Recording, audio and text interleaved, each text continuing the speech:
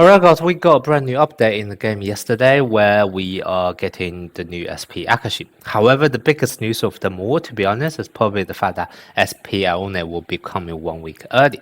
Now, normally for SP character, we don't get a new one once the last one finished after 2 weeks. However, for Aone's case, they're actually going to overlap with Akashi's banner during 1 week, okay? So basically, Aone will be coming next Wednesday.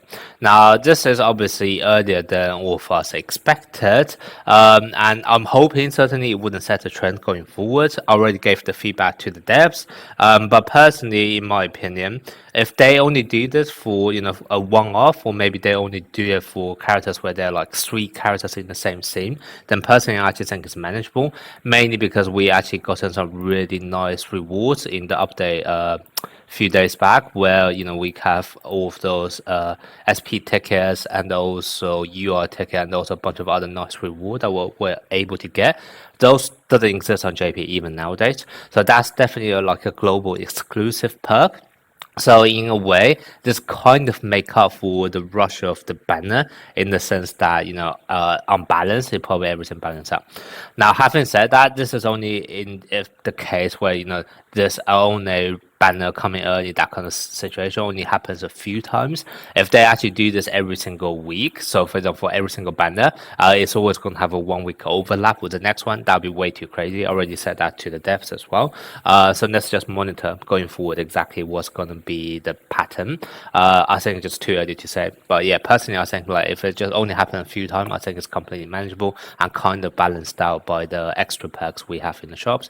Let's just hope it's not like a repeating pattern. Okay. Now there's a silver lining out of this, I guess, if you want to say. So basically, in the new event for Akashi, there's store where you can buy all of those nice basically like max level character and also memory cards. Now the thing is, if you guys are actually thinking of skipping Akashi, then you would not actually be able to get the gold coins in order to redeem that. But the nice thing here is that if you actually take a look at missions, you realize you actually get the missions from just any member recruit and also this blazing hot summer battle. Now I'm not sure whether or not Aone is going to come towards the character one. We need to test that. But for the memory, it will 100% come towards that. And Aone's memory is probably the best mid blocker memory. Okay, so that basically means everyone should be summoning on Aone's memory banner, and therefore you can then get this. So in effect, we will always be able to get at least, I think, one of those items for free. I hope the currency is enough, but we would probably be able to get at least one of those for free, which is also, once again, a nice additional perk. Okay, so that's kind of the only silver lining out of this. And since Aone has already been announced, let's just do his skill review early as well. Okay, so for his skill 1, he's going to increase reflex. To be honest, he already have a huge amount of built-in reflex from his kit later on, so this is it's nice, but it's not really mandatory. Then the other thing is when stamina is less than 80 points, it's going to get increased stats. Obviously, this will happen naturally. If you play the likes of Sugawaru, this is also very easy to trigger very early on. And then the other thing is that whenever he blocks, and it's a multiplayer block, you are also get an increased buff. Now, this one potentially needs to be tested. I've been told that multi-block is basically whenever multiple people jump together, in which case that's going to be like 99% of the time. So if that's actually the case, this is going to be like a permanent buff. But yeah, I'll probably want to test this as well once it's actually out on global. Okay, next we move on to skill 2. He's going to do a serve. It has the additional effect of increasing set cooldown, opponent set cooldown by 4 net crossing. That's already quite nice by itself. But then the next part is where it makes him really, really unique, which is that when he leaves the court, if he has already used this, this time, I once again, I probably need to check what does this time actually mean. If it's just like this rally, or is it just in the match? If it's just in this rally, it could be somewhat difficult depending on your liberal substitution. If you have another mid blocker already in the back row and, for example, your liberal is already out, that could be a bit more difficult to trigger, and you may actually just have to use him as a pinch server or actually manually sub him out instead. But if it's actually just whenever he used this serve already in the match, then this will be a lot easier. But either way, what's going to happen is that when he leaves the court, you are then going to get a buff of attack and defense technique by 5%, all the way until he comes back. Okay, so essentially he will be able to buff you from the bench, which is very, very nice. Now, furthermore, if this buff called Resilient Block is, I'm pretty sure there's a typo here. it needs to be more than 3 stacks, because I was doing the math previously when he first came out, and it's not that easy to trigger. Okay, so I'm pretty sure there's a typo here. It should be more than 3 stacks, in which case attack technique and defense technique are going to increase by additional 10%. Okay, so that's going to be a whooping 15% attack technique and defense technique buff when he's just off the field. So that's kind of why it's very, very strong ability. But in order to do that, you kind of require this block buff to be at least more than 3 stacks. Okay, yeah. Let's check on the narrative on global. But if I remember correctly, it needs to be more than 3 stacks. So if you have 3 stacks exactly, this wouldn't happen. But exactly, what do you get those stacks for?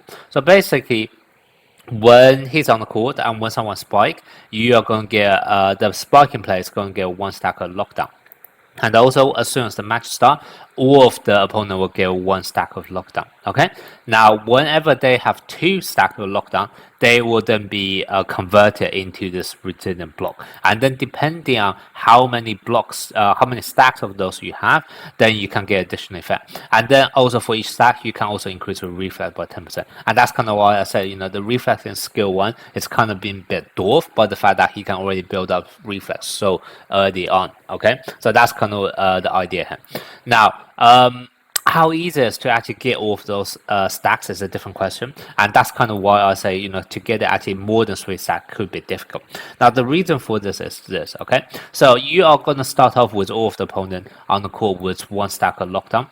Now vast majority of traditional teams, unless you have someone capable of spamming spikes, otherwise normally you're talking about 3 people rotating spikes on a team. Okay.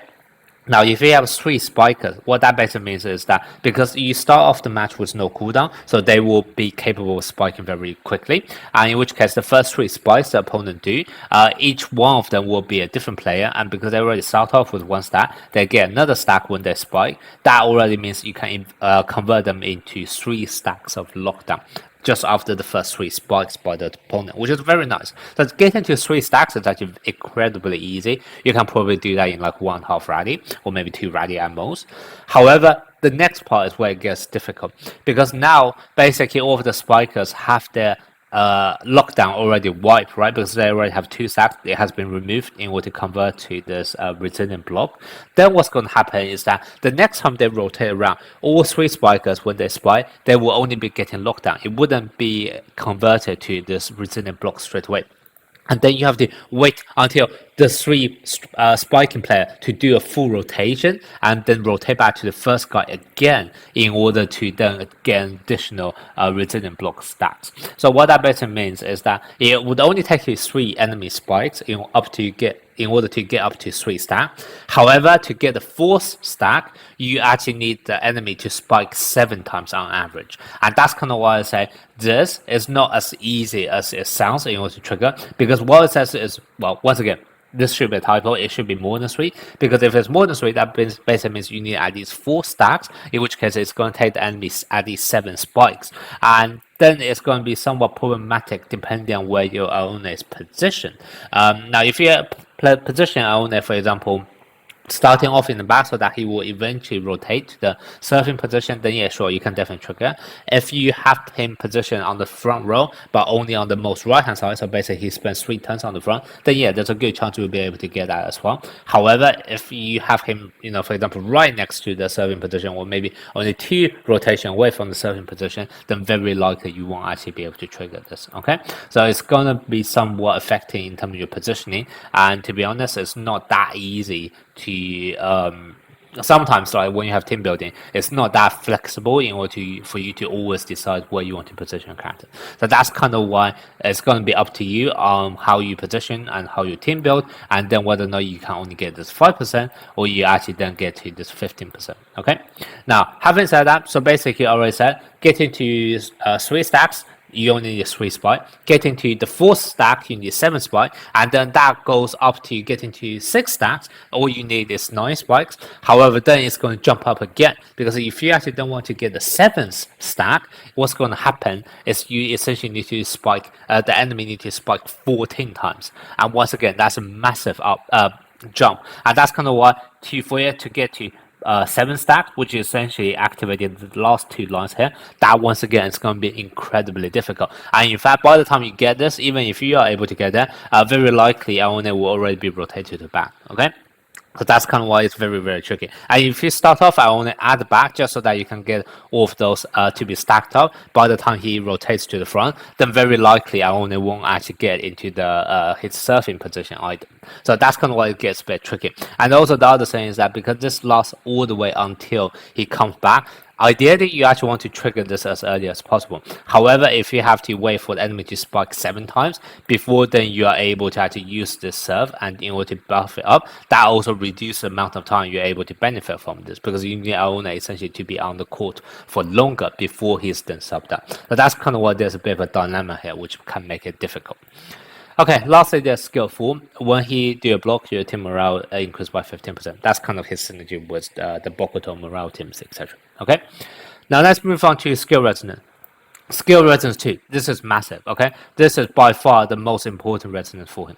And that's because when he is on the court, what's going to happen is that whenever the opponent player scores, all of them are going to get 1 stack of lockdown. Do you know why this is very important? This is extremely important because what I just said earlier.